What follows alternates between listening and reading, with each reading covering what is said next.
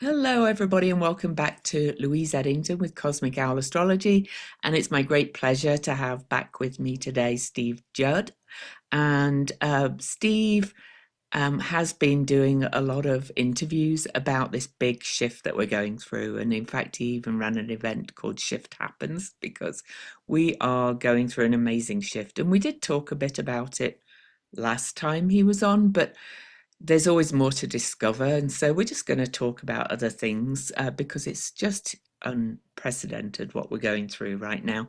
But before we dive in, I'd love Steve has made a movie, and I feel it's kind of relevant to what we're talking about because we're going to talk a little bit about a historical event, and he's made a movie about the history of astrology. So, Steve, tell us a bit about the movie. Well, it's going to take me a couple of minutes, so I'll try and keep it Mm. as concise as possible. It's not a movie, it's a documentary Oh, series. sorry. Yeah. Um, and we have 11 episodes. Episode 0, which is now complete and will be being published very shortly, free of charge to everyone, is the taster, which we're putting around various media organizations and film studios and distributors, and just to see it Mm. attract some interest. And that's looking at that's snippets from all the other 10 episodes. That's about half an hour long. Mm. Each episode is going to be somewhere between 30 to 45 minutes long. Episode 1 is about prehistory, from bone carvings with calendars through to cave paintings, stone circles, and up to about 600 BCE. Mm. So it includes Mesopotamia, the stone circles in Western Europe, Mm. um, Egypt, Mhm. even Crete. Episode Cool. 2 is Greece, from 600 BCE through to about 150 BCE. And Mm. episode 3 is Rome, from about 150 BCE to 450 CE. And one thing, we traveled to a lot of different places in Rome and Greece. One of the things that really fascinated me, Louise, which I never realized before, is that when you're looking at Greece, originally people like Pythagoras, and then a couple of hundred years later, people like Plato and Aristotle, Mm.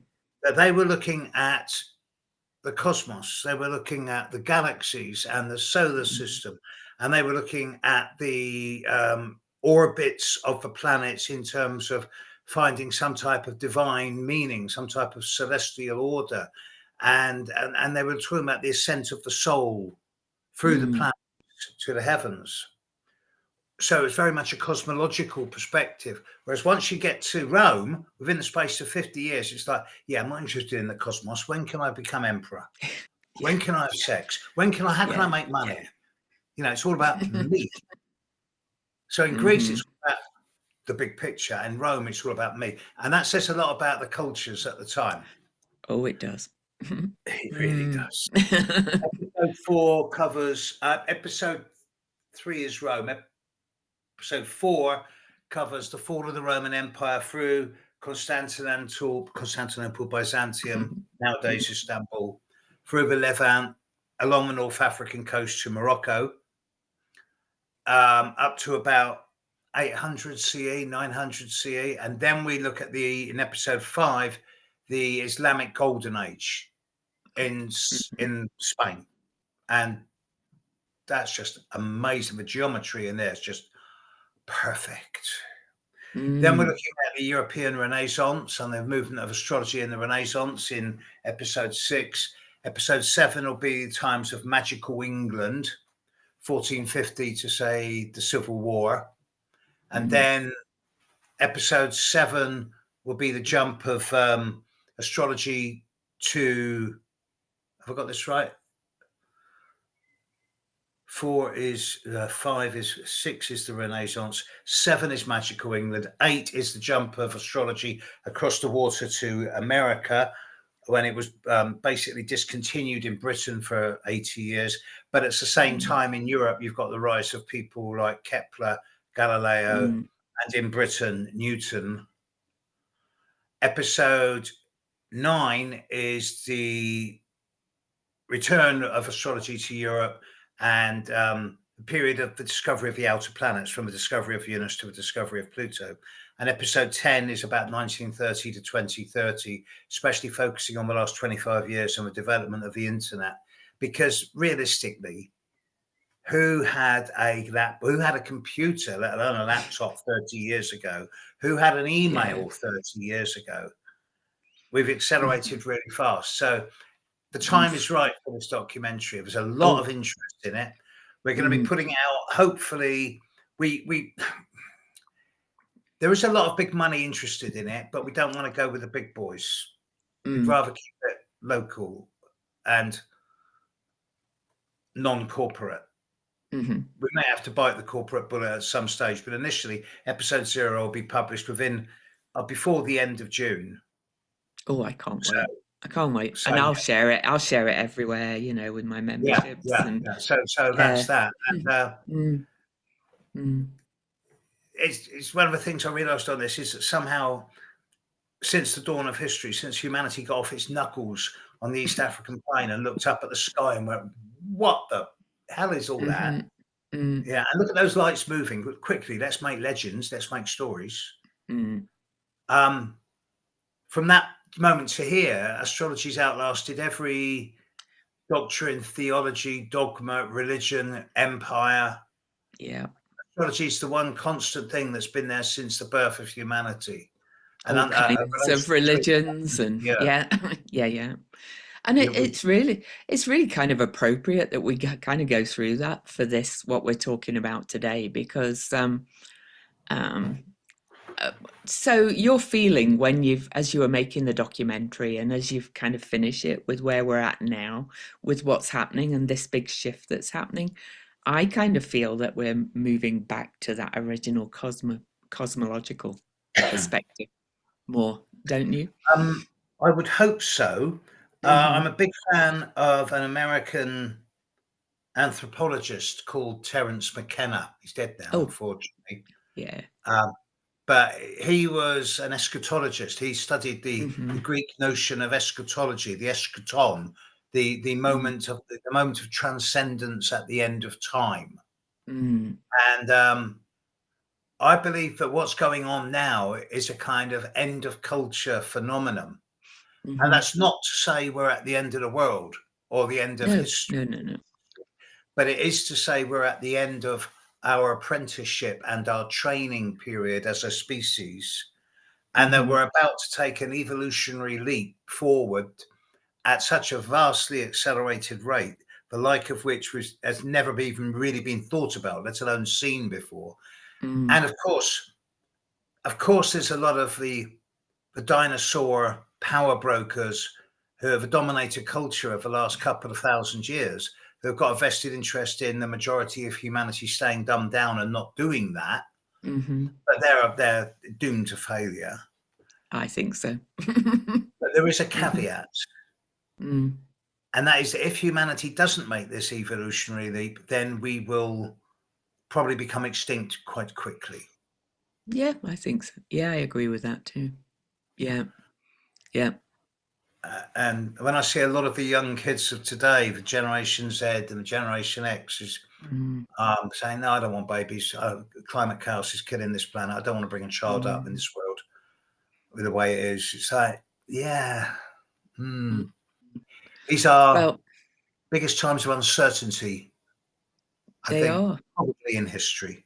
And it probably wouldn't be that bad a thing for, some less children to be born. But I have 2 Generation Z or Z daughters, and one has no intention of having children, but the other one wants 4. So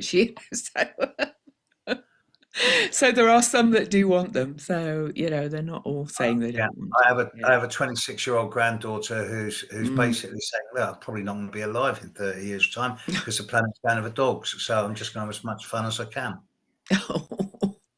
So, but there are a range of things. I think we hear about all the ones that are kind of like doom and gloom. And then there's ones like my youngest. She's 25 now, or soon, on the solstice, actually. Nice 0 Cancer baby. So there you go. So, well, I'm I'm a pragmatist, I'm Mm, a realist, and I'm down to earth and grounded, which for an astrologer is pretty mm, unusual. mm. But I also retain a great deal of hope Yeah, and yeah, optimism. yeah, yeah. And Steve and I have discovered my sun and his moon are at the same degree, Sag. So that's where the So, hope and optimism comes in, I think. So so we're being very polite because when we're not on camera, we're nowhere near as polite as we are no, now. we're not. No, we're No, not. no. So really, I'd love to start with this Saturn Neptune conjunction that we have coming up, and of course, it is tied in with Pluto having changed signs into Aquarius. Uranus will be changing signs into Gemini. But this is a conjunction at what's called the 0 point, the point of creation. Some people call it zero Aries, first degree of the zodiac. Happens to be where my South Node sits, so no wonder I'm really interested in it.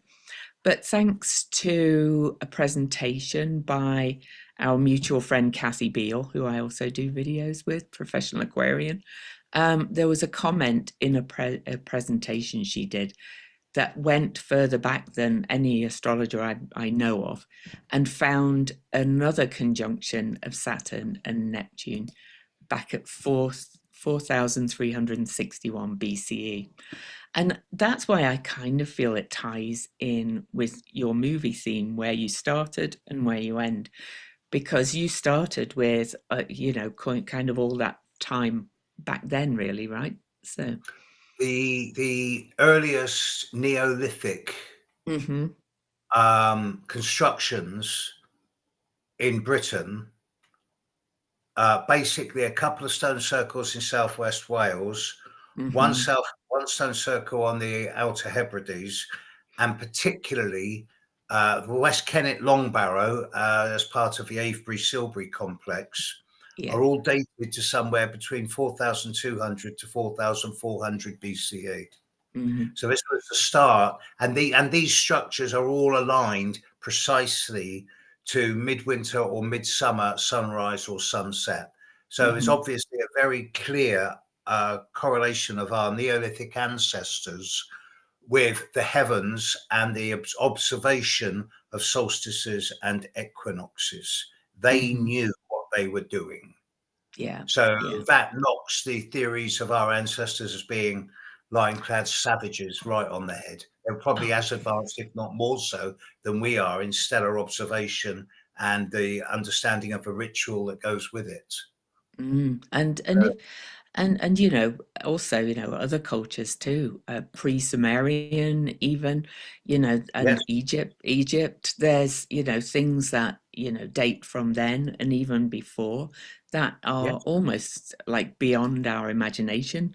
Nobody knows how they managed to get the stones to Stonehenge yet, or build the pyramids, for example, and things like We've that, got right? ideas, but it's not provable. Yeah, yeah. Um, Sumeria is dated. Sumeria is the first of the Mesopotamian cultures that we've got absolute certain proof of, but we Mm, still can't translate the Sumerian alphabet yet. no. And that's Mhm. again dated to about 4,400, 500 BCE.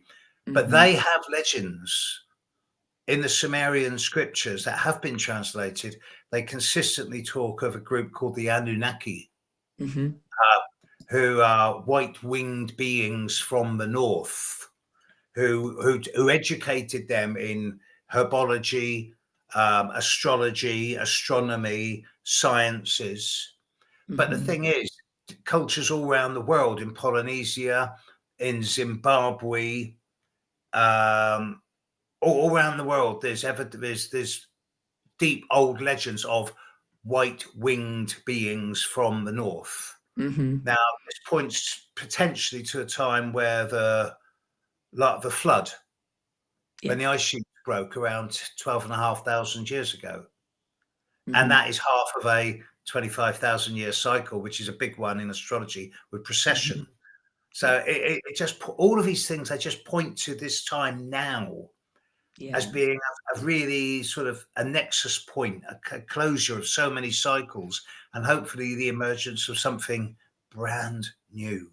Yeah, well, I think so, 0 point. And the whole culture that is now kind of dying, that we live in, is kind of began then, really, I think, back then, with all those kind of things that were installed and how we worked with them. So it's really interesting to think about what happened back then. And there's all kinds of those stories, like the Atlantis things, and I don't know whether that Yeah, is real. unprovable.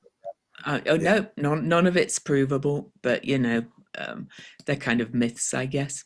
And I'm really hoping with Saturn and being structures and the patriarchy, for want of a better word, and Neptune meeting together, because that time had Steve and I are both fans of using AI to help our work, but a lot of the cultures then were more matrifocal and communal, right? So so all of that I'm hoping will come back, bringing in not a matriarchy instead of a patriarchy, but more kind of communal people coming together, because Saturn is structures and boundaries and Neptune is limitless, right? So why can't we kind of combine them and kind of come back together into this kind of more communal, realizing we're all interconnected kind of energy?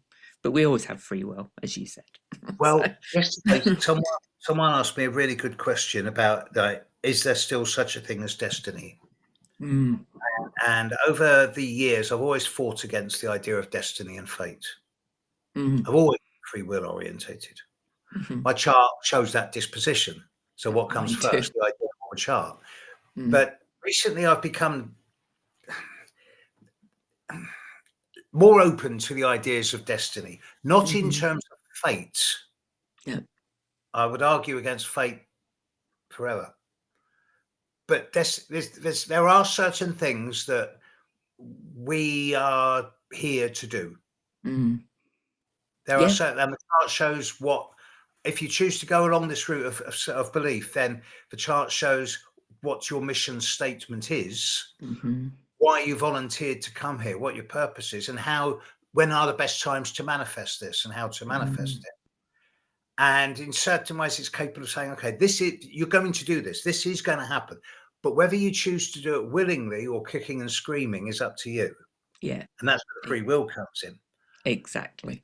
Now, with the Saturn Neptune thing, that's where it's fate or free will, because Mhm. if we fight against this, then Neptune's just going to dissolve all of the old structures. Yes. Everything's going to collapse. There'll be Mhm. just general disorder in a Neptunian fog, and it'll all get really messy.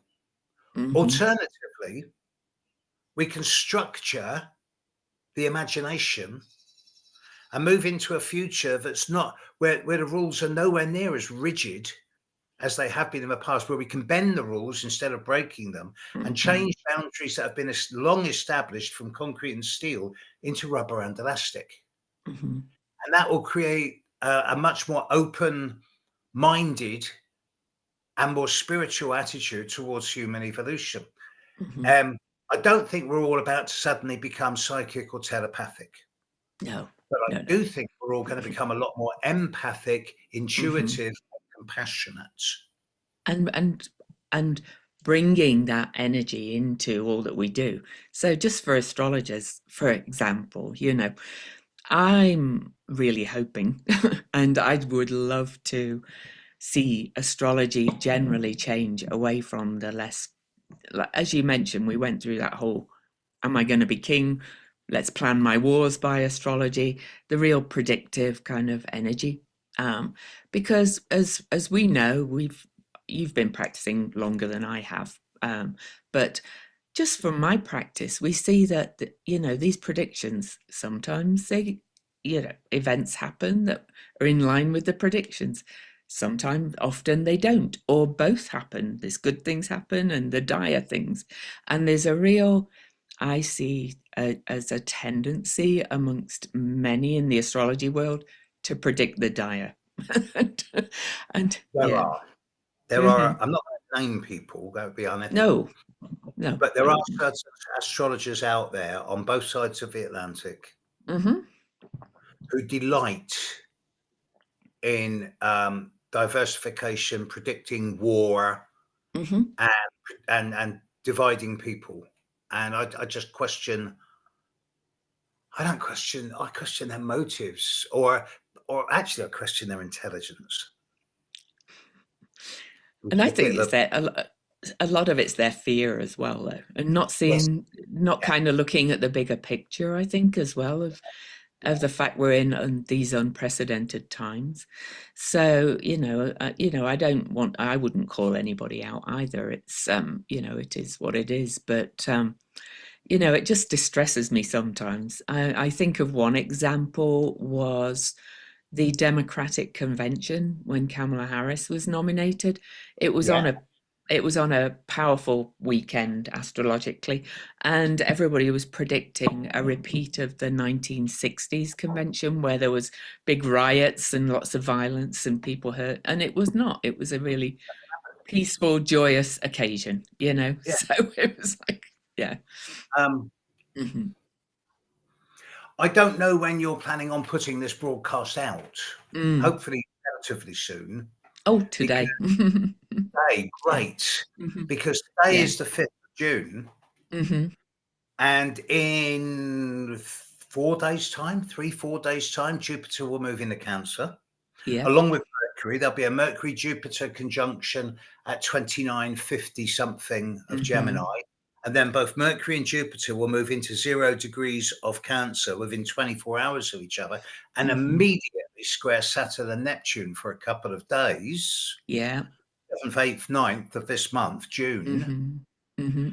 And myself and many other astrologers have been saying that this is going to be a lot of rhetoric, hype and spin, loud Yes. noise, and it's all going to be over the top and larger than life. And as we record this on June the 5th, we're seeing this already, that certain situations that have been building all year are now just escalating out of control, Oh, whether it's in America or Britain, Ukraine, or the Middle East. oh, It's everywhere. Yeah. everywhere, out of Hmm. control. And this is classic. Hmm. See, with Jupiter square Saturn, we're going to see some type of economic swings up and down big time over the Hmm. next few weeks. But with Jupiter square Neptune, we're also going to see a lot of muddying of the waters. Hmm. And there's not going to be a lot of clarity in this next few weeks. No. But this is short term. Hmm. This is, in many ways, the death gasp of the old. I think so. Hmm. And I really feel that with all that big, remember that big lineup in Pisces a few couple of months ago? Yeah. That was like 4 weeks of wading through treacle. It really was. Oh, it really was. With Oh, just as well with that Venus and Mercury retrograde at the oh, same time and the eclipses. Oh, just never seen nothing like that. It was weird. it Um, was. and now this is the second big one of the year, and this Hmm. the Mars opposition to Saturn Neptune on a new moon or full moon in the first week of August, and Yeah. there's also the eclipse on the 21st of September. But those are much more two standalone points, short and Hmm. sharp. Whereas the one in March, and to a lesser extent, this one we're in now, is more, it's bigger and overinflated. Yes, So it this is is. all the prelude to the actual Saturn Neptune conjunction in February, I think. Hmm. Yeah. And I feel that we're probably giving astrology a bit of a disservice by just focusing on that, because once Saturn Neptune's out the way, Mm. then we've got Saturn sextile Pluto, which could be quite nice. We've got Neptune sextile Pluto, Hmm. Neptune sextile Uranus all of next year, and Yeah. also Uranus trining Pluto, which is to me is Hmm. the big hope Oh, I for the. think so. You can, and all of these are, you and I look at cycles that most astrologers do. I'm not dissing anybody else, but Jupiter Saturn is an opening square. It's kind of, Jupiter is going to move forward. And that's from something that was seeded at the end of 2020. And Mm, then Uranus Pluto is an opening aspect as well that was seeded in the 60s. So I just think we're going to see, as you said, really rapid opening and change, or at least the opportunity to grab that opening and change. And I, as an astrologer, want to do that for astrology. You do with your with your documentary as well. I've So, seen that Jupiter Saturn square will repeat itself mm, in the middle of next year. yeah. When Jupiter will go retrograde, Saturn's just about to start going retrograde as Jupiter stops going retrograde. Mm, They'll both be square at 15, 16 degrees of they Aries Cap. will. Yeah. And that is going to be a kind of economic finale Hmm. that's developing now. Yes. Yeah. But then Pluto will continue through into late 26 and 27. And I'm Mm. really I'll looking. give you another period to look at as well. October the 30th to December the 5th of this year. Jupiter gets all the way to its retrograde degree and will be in a trine unbroken flow aspect to Saturn in Pisces, who's back in Pisces. Indeed. And they, do you know, they actually station Saturn stations direct and Jupiter stations retrograde at the same degree and minute, 25 degrees 9 minutes, These are monumentous times. aren't they? Aren't There's never been a they? time like No, it is a no. one species lifetime. Hmm. Yeah. And there's never been a species like us on Earth before where no other species has ever been able to anticipate futures, Mm. let alone laugh at themselves. So it does seem as if we're heading into some type of kind of nexus point in the Mm. near future where we're going to go one way or the other, and there's no Mm. middle ground. And I guess some will go one way and some will go the other, but let's hope the majority go towards the co-creative possibility kind of energy. Hmm. See, at the end of the day, I don't. A lot of astrologers are talking about how there'll be new power blocks, new corporate Mm. states as opposed to nation Mm. state. And I'm thinking, well, yeah, this is old language. It is. This is It's not very the old old way. language, And it's and like, come on, it's folks. just because those tech bros want that, you know. I've got news They for follow them. Curtis Yarvin, who really, Brilliant. wants the return to monarchy and things. I always think they're grabbing on with their fingernails, going, "Let me hang Yes. on to this power." What if? Yeah, yeah. What if the big change that we're postulating isn't related Mm, to um, specifically just tech or economics or mm, war? What yeah. if it's in consciousness? Mm, Consciousness is available to everyone free of charge. it is. You can't Hmm. price it. Hmm. You can't control it. It's Yeah. free. And we're waking up. We're using more and more of our brain. Hmm. We're becoming more and more sensual, sensitive, and receptive to what's happening. And many of us are choosing to ignore it because it doesn't pay the bills or it's convenient to Yeah. ignore it. Yeah. But there's a groundswell. Oh, there is. And more people are not ignoring it. Even things, I'm an astrologer, yes, but I'm also like I do some shamanic work. I'm not a shaman. Don't I don't do healing and things like that, but I do shamanic journeying with my clients sometimes and things like that in courses. There's more and more people are being drawn to integrating that kind of intuitive, more energetic, consciousness, otherworldly energy into the mundane as well. So, yeah. What Hmm. a great time to be alive and to be an Isn't astrologer. it? I think it's really exciting. Yeah.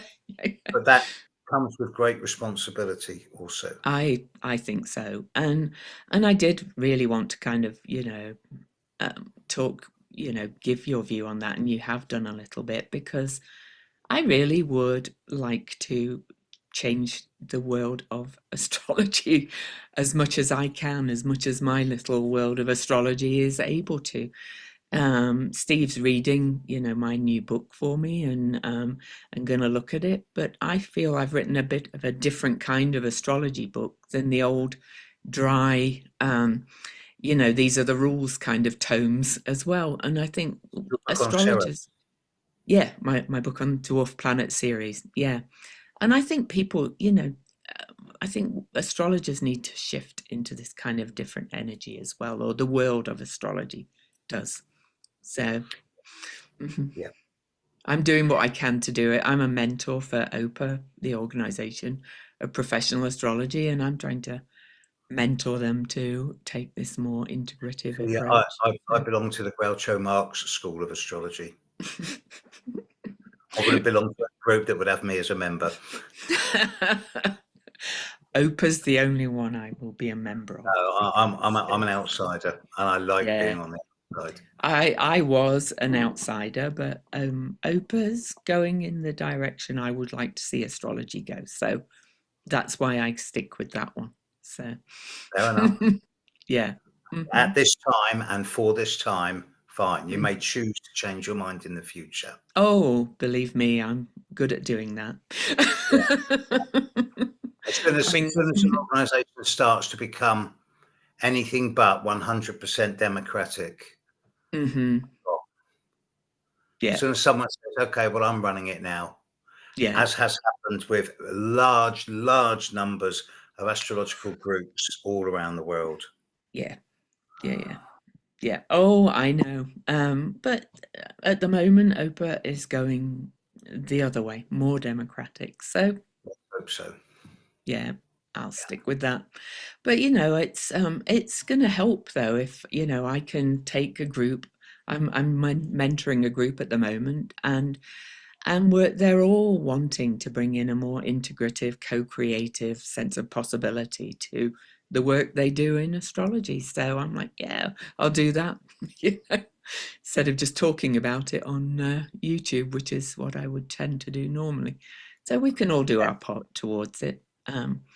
I think your documentary will, help towards that as well, because of where you start. A lot of history of astrology things have not gone that far back, right? Really. Yeah, yeah. And Mhm. also, well, I've done a couple of events this year. I did a Mm, smaller event, just me and Penny Thornton, for mm, about 60 people in end of February. And then I did a big one with Shifts Happen, mm, northwest of London, at the start of May. And in both times, I was able to take groups of students out from the conference halls into the fields and go, look, mhm, there's Mars, there's Jupiter, that is a square, or that is a sextile, and you can mhm, actually see one sixth of a sky apart. And you can see the moon wasn't up because we deliberately choose times when it's a dark sky, but you can mhm. see the constellations in the background, and it's like bringing it to life, Yeah. immersing yourself. It's immersive, putting yourself in a real-time field of Mm, planetary influence by being literally underneath the planets. That mhm. other people will say, "Oh, that's magic," and it's not. No. But I understand why they might say it, because it brings a different dimension of experience rather than just staring at screens or Mm. books. Oh, it It's does. I am. I often walk. I walk every day, but I often walk really early in the morning so I can see the stars before the sun comes up. Yeah. yeah, Yeah. Hmm. And yeah. if you do it on a regular basis, you see the movement of the stars You too. do, Yeah. yeah. Yeah. That last Mars retrograde was a classic example, because Hmm. Mars was still so close to the Pollux and Castor. Mm, For a month, it was in a triangle formation, and then it slowly began to move underneath them in a straight line, and now mm, it's right the other side of them, and it's like you can see it moving every day, just a little bit. yeah, And to me, it's always changing, it which is is. why no horoscope can ever be exactly the same as anyone else's. Exactly. And so back to, going back to that history where we're kind of, in an almost repeat of that time, at least with that Saturn Neptune at 0 Aries. I also added in a few fixed stars, which of course are fixed. It's us that move, not the stars. And some of the fixed stars have all moved through 3 signs. They were squaring each other at that time, and now they are squaring each other again. So, like Regulus, from our perspective, moved to 0 Virgo in at the end of 2011, and I've added in some others, and it was quite interesting to go back to that chart for 4,361 and then put the new Saturn Neptune conjunction over it and look at how they were speaking to each other. And it kind of aligns with the yugas in Hinduism as well. All those kind of things. We are just moving into a new age. I just wanted to add that in as well. It's all Well, these things are adding to what we're saying. Yeah. not all fixed stars move at the same rate. No, no. It's because we live relatively briefly, age 75, 80, Mm, 85 years. But the with precession, mm, there's one degree every 72 years. So is in the the space average, isn't it? Yeah. of time, we might see a fixed star move by 1 degree Mm-hmm. in our lifetime, which Yeah. we don't. It's so slow we don't see it. But viewed over 100 lifetimes, Mm-hmm. that's going to move, 3 signs of the zodiac. But not all of them Mm-hmm. move at the same speed. No, Some of them no, move because they're so far away and so big. mm-hmm. Algol's been where it is it's moving now, but for a long time it was stationary. As you say, Regulus has moved. Our galactic center has moved from our perception Yeah. in the last couple of decades. Mm-hmm. But that's only because the sun is moving around the center of the galaxy. Our solar system is going around the center of the galaxy. So our perception of distant galaxies is changing very slowly, Yeah. but consistently over a long period of time.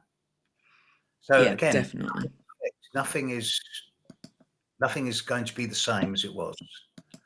And I think it was a big deal that Regulus, from our perspective, is now in Virgo, whereas it was in Leo for over 2,000 years. So, Mm. it's like, all of those things I think we need to at least think about. Obviously, you cannot go and look at these things in every chart, and you would never do it in a client reading and things like Not that. actually meaning to in an individual level, but Yeah. Hmm. yeah, I do get your perspective. Mm, mm. So It's a fascinating field. Bernadette Brady's done a lot of work on fixed stars. she has. I've got her recordings of a class she Yeah, did. Yeah. so Hmm. far as to say she's probably the most knowledgeable person on the planet Mm, time around both fixed stars and Saros cycles. she is. Uh, I do want to say that Regulus was at 2 Gemini, though, when Saturn and Neptune last met at 0 Aries. was it now? It was. According to Astro Gold, some software, ephemeris back then can be a Yeah, little bit different, but yeah, that would be around where it was. So isn't that interesting? yeah, yeah. Square to Hmm. where it is now. Yeah, and 2 Gemini is the furthest out dwarf planet that we know of so far. Sedna was at 0 Gemini 12,000 years ago. So Yeah, well, here we're going to about. disagree. Oh, okay. Go on. I'm happy to disagree. I love these debates. Well, to me, Sedna, Aries, Mm. make a peace, Oh, whatever, Mackie. whatever. Yeah, Mm. Mm. A, they're not round. Oh, yeah. I don't want to get into an argument whether they're planets or not. They're It's so just round. more. It's just more about the timing, because Sedna was at the beginning of Gemini, at the end of the Ice Age, when you were talking about that half big cycle. What's Saturn's orbit? Sorry? Two, Oh, it's 11,406 years. so 1,000 years in each sign, approximately. Yeah, yeah, yeah, yeah, yeah, yeah, yeah. So again, So, I wouldn't look at it in a natal chart, but I just kind of keep it in my mind for these big cycles we're going through. I mean, I can shoot myself down in flames on this because Mm, Pluto's in Scorpio and Sag for 11, 12 years, but it's in Taurus for 30 years. yeah, yeah, yeah, So, yeah. you have to weigh that up. But Hmm. there's no one alive at the moment who's got Pluto in um, Pisces, Aries, Taurus, No. Gemini. Hmm. And to have Pluto in Cancer, you've got to be born pre 1930. Yeah, yeah, yeah. Not many of So, those left either. So ooh, yeah, yeah, yeah. No, gee, I just keep those newly discovered, really far out there ones, just in the back of my mind for where they are and where they were at these big cycles of change. And I mentioned Sedna because you mentioned it about your yeah, documentary about so. not a fan. Well, Um, it's just the age of the end of those ice ages was a big shift in human consciousness. So there you Something go. completely different. Mm, Recently, I did at Shifts Happen. I did a big workshop on the astrology of humor, mm, and what I found was a lot of people, a lot of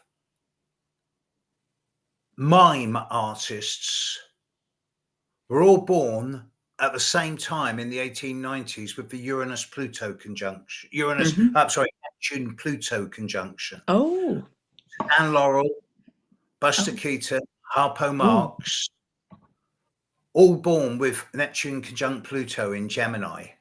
oh! Isn't that funny? And to me, that's Yeah, fascinating. They all yeah. found different ways of expressing themselves that weren't Mm, verbal, whether it was mime, facial characteristic, body mm, language, articulation, and it was a mm, different way of communicating. And yeah, I don't really know where I've gone with that since then, but it's just something it's fascinating to ponder. it is. Yeah, all these things are, and yeah, and I agree with you about these astronomical kind of definitions. I really do. I just kind of think the cycle and the discovery, it's kind of telling us something to look back then. That's all. I'm not like kind of going, it means a huge amount. It's just interesting to me that these Also, things were there then. and now Hmm. Uranus is about to move into Gemini and try Mm, and Pluto for a few years. hmm. And Mm, we've just in this last year and a half, mm. just in the last 18 months, AI Oh, has revolutionized our lives. it, Now, 2 months for me really. I used it a bit before, but the last 2 months it's just exploding. I've extensively for about 6 months now, 9, 8 months. Mm, What I've mm, realized, having talked to people who have written the initial codes, because mm, I've got one or two of them as clients, and I'm mm, potentially doing a conference soon. I'm speaking at an AI conference as an astrologer, which is like, hmm. really I excited. do. That's going to happen. Um, what I've realized is that the initial codes for AI were written by a bunch of 20 to 30-year olds, Hmm. Hmm. not a bunch of 50 to 70-year olds. So they may have provided the money, but the codes were written by youth Hmm. who put their hopes and optimism into it as opposed to the Mm, pessimism of age. So yeah. I think that AI is going to be a wonderful tool for helping humanity accelerate its evolution. Oh, me And too. the ideas of AI as some type of Terminator Skynet construct is just it's just really depressing science fiction. It really is, and all these doom and gloom movies and science fiction things as well. I think they're kind of just the old fears kind of raising Yeah, up as well. Everybody I know who's using AI now is using it for positive things. For example, I have a client who's kind of a big time business coach.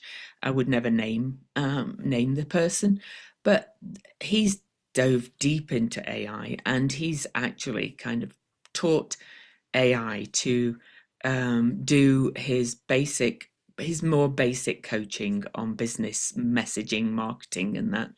And he can send that to people, and the AI asks the questions he would have asked before. And it gives the same answers he would have done, because you can teach it to kind of Yeah, think the way you think. Yeah. there's different types of Yeah. AI. Hmm. I'm particularly good around ChatGPT as opposed to Mm, OpenAI or something like that.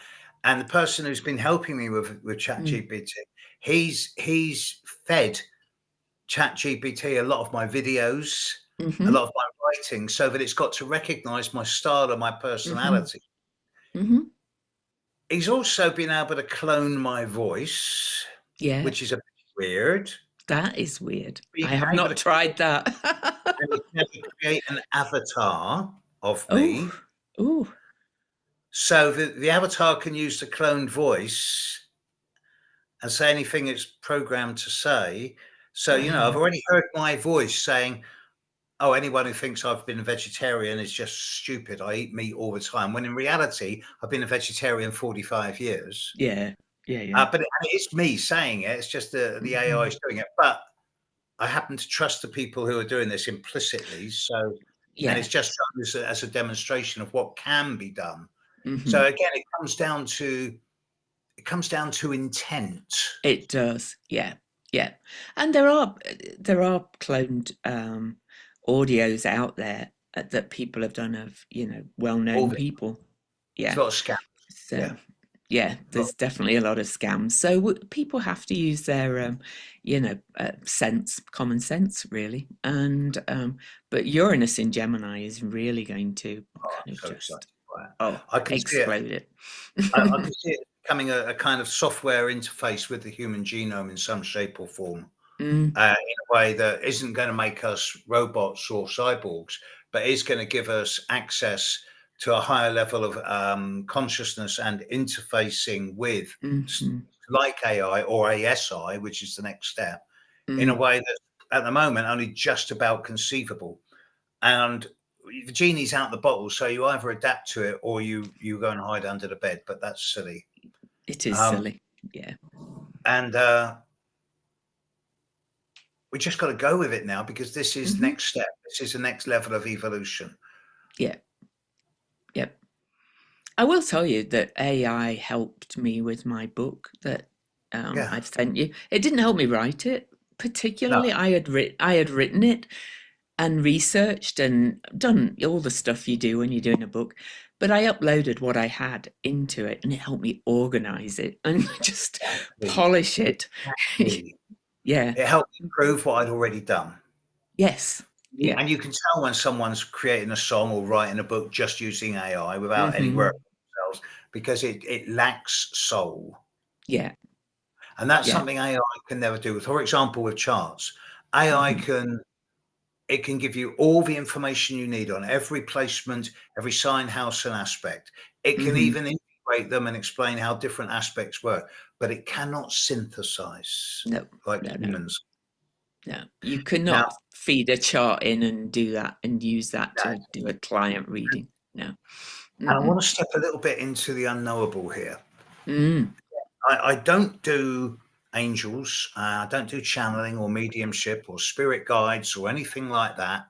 Mm. I have a great relationship with spirit. Mm-hmm. I call it the upstairs department, call it what you like.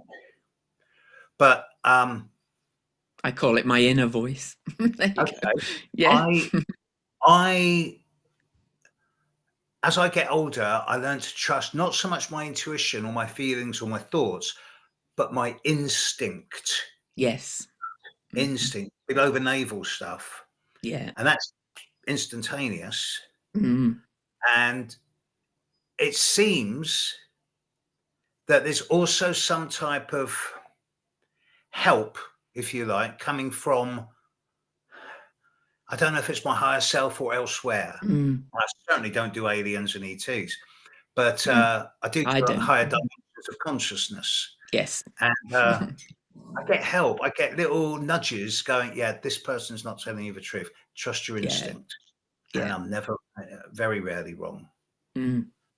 Mhm. And that way, that prevents me, touch wood, from being scammed or Yeah. taken for granted. So Yeah. far, anyway. Yeah. And I actually think Jupiter in Cancer, which is imminent, is going to help with that, because I think it's going to help people to learn to trust their gut if they follow the nudges, especially starting with this square to Saturn. That's like get Yes. a bit of a reality check and trust your gut. Yeah. Yeah. Hmm. Traditionally, Jupiter does like being in Cancer, Yeah. Yeah. but it's exalted there. And It is. But not mm, that I use those well, words normally, but well, as a Cancerian with Sagittarius moon, oh, I you're somewhat ambivalent relationship with Jupiter's the only planet in my chart that gets no aspects. oh, So it's wild. It's in Leo in the 11th. oof. So um I have Jupiter in Sagittarius, just 7 degrees from my sun, and I'm Sag rising, so it's my oh, guiding planet. There you go. you've done very well in not letting your waistline get too big. I know. Well, it did for a while. I managed to channel my Saturn in Capricorn to decrease that. Yeah, but Yeah. but coming back to the reality of it all, Mm, when you look at the intensity and the concentration mm, of planetary energy at this time, and by this time I mm, mean in the last year and a half and this next 2.5 years, mm. there's never been a period like this in history. Never. But this points to some type of resolution, some type of outcome, which can Hmm. either be dystopian, it's either be a breakdown or a breakthrough. Hmm.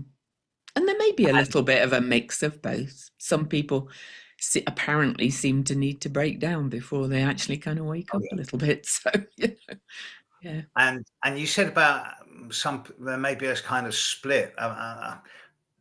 This, the kind side of me will says no, we've got to take everyone with us, but there's Mm, some people who will not give up yeah. Yeah. Yeah.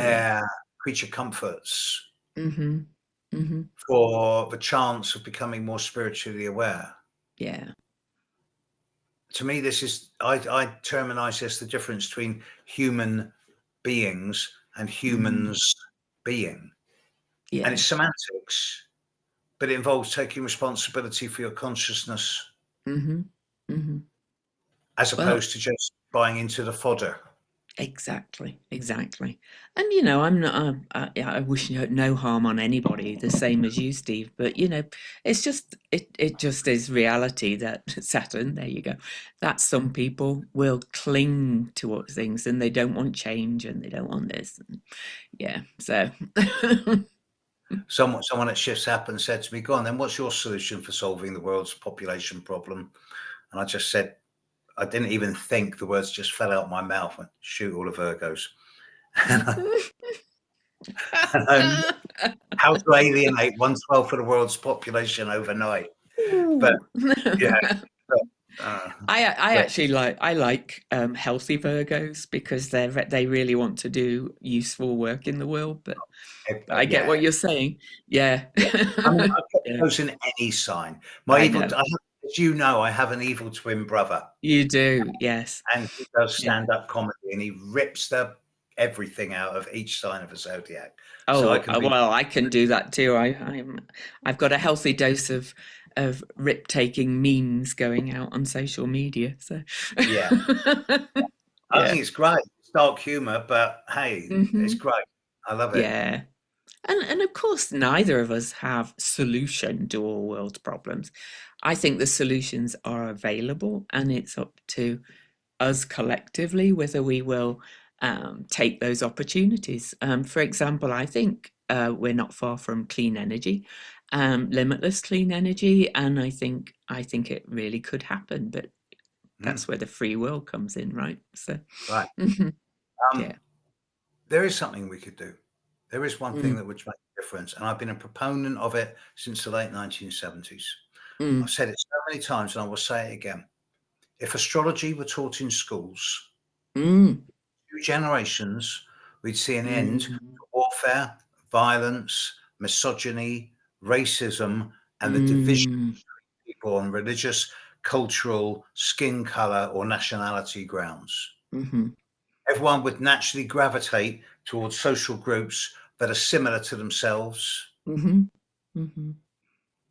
As shifts happen, when everyone applied for tickets, I said, "What's your moon sign?" Because I was going to Mm. get a table of people with Oh, different moons, but we quickly realised that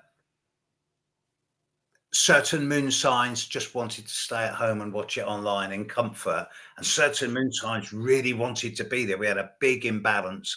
There was two or yeah. three people there with a moon in Libra, but about 15 people there with a moon in Scorpio. So Oh, God.